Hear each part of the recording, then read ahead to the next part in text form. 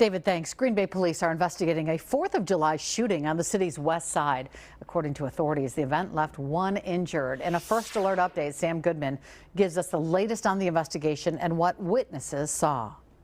Police say it happened just after 10 on Saturday night, right as fireworks were going off. The noise making it extremely hard for neighbors to even realize a shooting happened. One witness said she didn't notice anything had occurred until she saw the victim running through the road from Maple Avenue down to Ashland on Bond Street.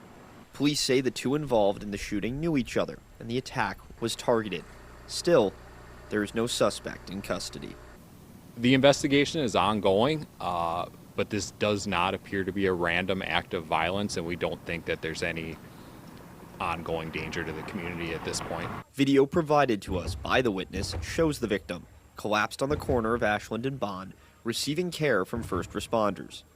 Another involved in the event talking in distress to police. Officers responded, located the male, rendered some first aid until Green Bay Metro Fire showed up with a rescue squad. The male was transported to a local hospital and was treated for non-life-threatening injuries. According to the witness, the victim, after being treated, was able to get in the ambulance under his own power. He was treated for non-life-threatening injuries at a local hospital.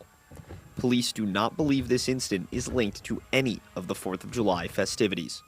In Green Bay, Sam Goodman, Action 2 News.